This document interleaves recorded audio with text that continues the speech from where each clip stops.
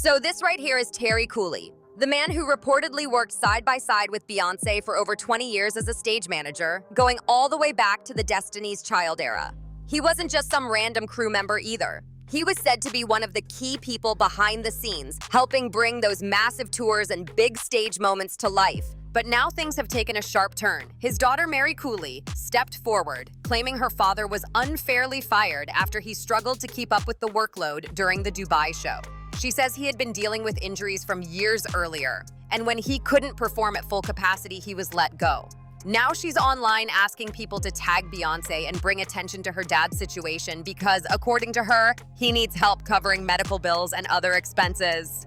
The way Mary tells it, this wasn't just some short-term gig. This was over 2 decades of loyalty and hard work. So naturally, people are wondering what happened behind the scenes. If someone works that closely with a global superstar for 20 years, you would think there were direct lines of communication, right? It sounds like the family may have tried to reach out privately first. And if that didn't work, that could explain why Mary took it to TikTok, hoping to get public attention and maybe even an apology from Beyonce. At the same time, this whole situation hits on something bigger. It's a reminder that a job is still a job at the end of the day.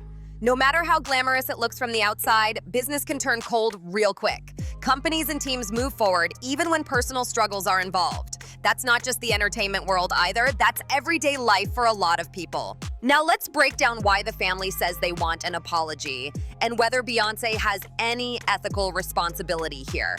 Mary explained that her father dedicated over 20 years of hard work, time, and energy to making sure those tours ran smoothly. She described him as a production manager who made sure everything was in place so the shows could go off without a problem. To back up her claims, she even shared receipts showing her dad's long history in the industry. She also mentioned that Terry worked with Mariah Carey during a residency, and that's where things allegedly started to fall apart. According to her, he got sick while working that job. Keep that in mind. Years later, he was given another opportunity to work with Beyonce again during the opening of a luxury hotel in Dubai. But here's the issue. Because of the illness he experienced while working with Mariah Carey, Mary says he wasn't physically able to handle the workload the same way he used to. She claims that's what led to him being fired. She also suggests that years of intense touring played a role in his declining health. According to her, he was working 22-hour days while on tour, traveling from airplane to tour bus, setting up shows, breaking them down, barely sleeping 3 hours before doing it all again in a new city. Over time, she says, that kind of schedule caused serious physical damage. Eventually, his body just couldn't keep up anymore. So when he tried to return to work in Dubai, she believes it was already too late. Now she says he's left struggling to cover medical bills and daily living expenses. And ask her to make things right with my dad and you know, maybe apologize for disregarding the career that they had. That would be great. I don't know. And if you have anything nice to say that I could pass along to him, that would be. Some people online have asked why he didn't save money after being in the industry for over 20 years. Mary addressed that too. She explained that he was only paid while actively on tour, meaning his income wasn't consistent year-round. According to her, it wasn't the kind of paycheck people might assume comes with working around major celebrities. Mary also explained that her father burned through his savings trying to cover medical procedures while still keeping the family afloat. Bills stacked up fast. Treatments aren't cheap, and when you're trying to survive month to month, that money disappears quick. Eventually, the savings were gone and they were left scrambling. She made it clear that Terry wasn't a regular employee with benefits. He was an independent contractor, basically self-employed. That means no company health insurance, no workers' compensation, no disability safety net waiting to catch you if things fall apart. When you're a contractor, you eat what you earn, and if you can't work, the checks stop coming. There's no cushion unless you built one yourself. Mary also shared something even more personal. The home her parents built when she was a child, the house she grew up in, had to be sold. They simply couldn't afford to keep it. Losing a family home hits different. After selling it, they moved into her grandmother's house to regroup and try to stay steady.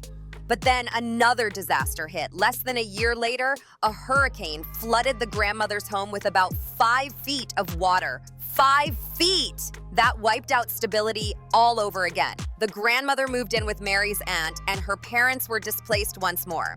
Eventually, a man from their community stepped up and allowed them to stay in a house he owned. She said he's been kind enough to let them stay there for over a year, but there's no guarantee that arrangement will last forever. That's why Mary says she went online asking Beyonce for help. She felt like she had no other option. And of course, once her video started circulating, the internet exploded. This is Beyonce we're talking about. Emotions were high, and the comment sections got intense real fast. A lot of people were harsh. Some were asking, if he worked around major tours for 20 years, why didn't he have savings? Why wasn't there a financial backup plan? Others said flat out, it's not Beyonce's responsibility. And legally speaking, that might be true. But from Mary's perspective, this isn't about contracts and paperwork. This is her father. He's sick. He gave 2 decades of his life to helping build those massive productions, long before Beyonce reached the iconic status she has today. Mary is speaking as a daughter who feels desperate. When it's your parents struggling, logic sometimes takes a backseat to emotion. You just want help from whoever you believe has the power to make a difference. At the same time, critics pushed back with their own comparisons. They framed it like this. Imagine you worked at Walmart for years. You leave, take a job at Target, and get injured there. Later, Walmart offers to bring you back, but when you return, you can't perform the same way you used to, and they let you go. Would you then expect Walmart to cover your medical bills because of your history there? Most people would say no. That's where the divide started. Some people didn't have a problem with Mary asking for help in general. It was the tone and the target that raised eyebrows. Members of the fan base felt like the situation was being placed squarely at Beyonce's feet, as if she personally caused the health issues. To them, it sounded less like a request for compassion and more like blame for overworking him.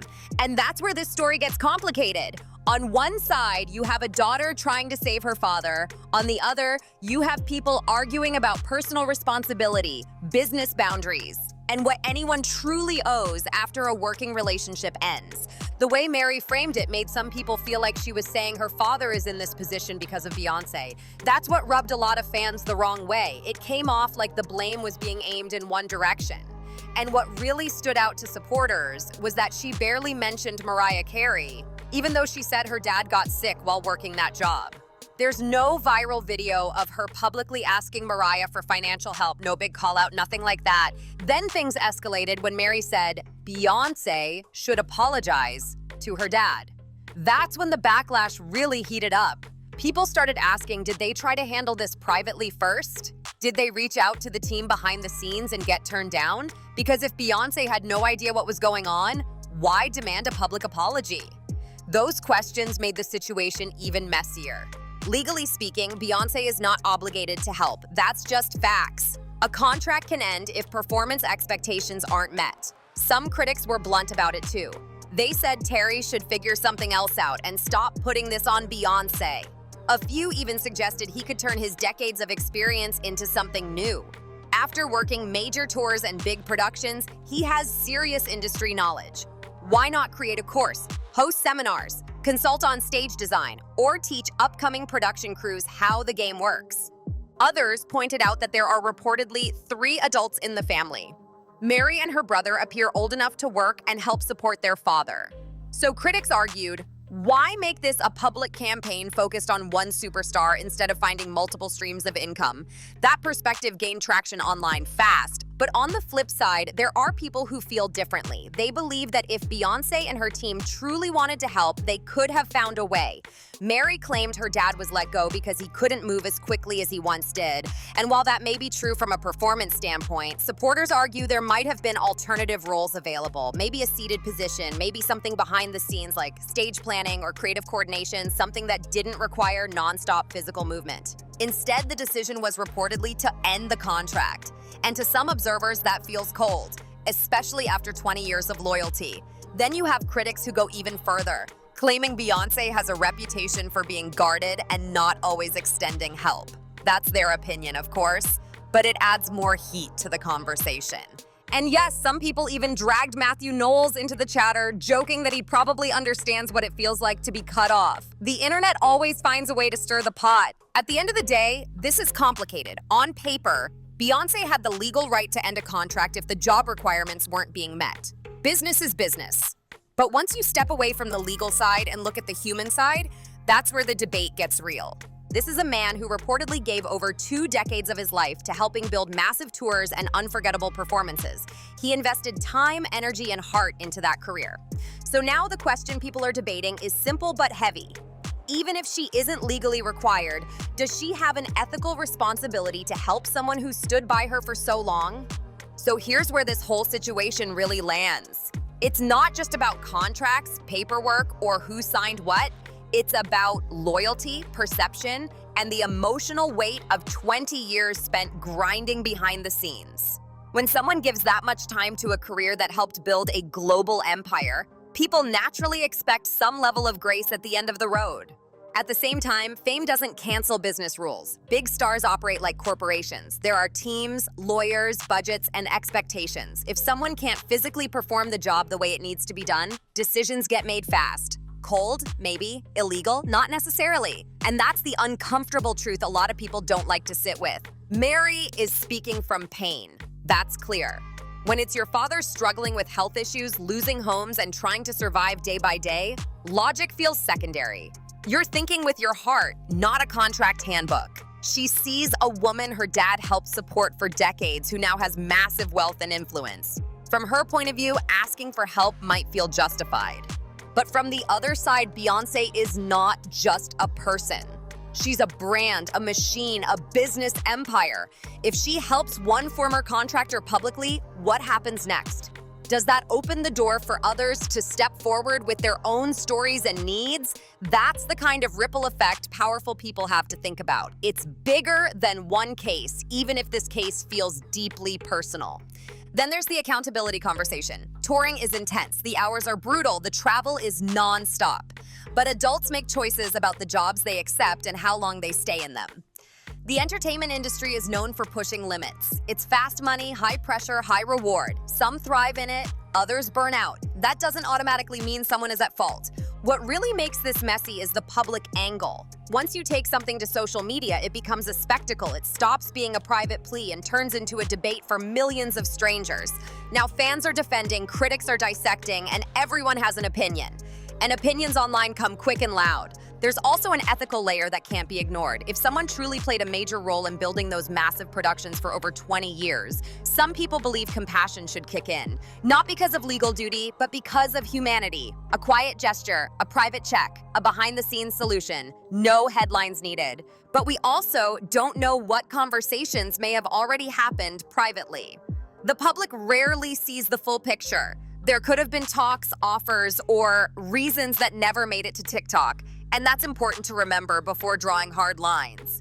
In the end, this story forces a bigger question. When loyalty meets business, which one wins? When someone helps build the stage but can no longer stand on it, what is owed to them? Legally, maybe nothing. Ethically, that's where people are split right down the middle. And that's why this conversation isn't dying down anytime soon. It touches money, fame, loyalty, health, and power all at once. No easy answers. Just real emotions and a spotlight that isn't dimming anytime soon.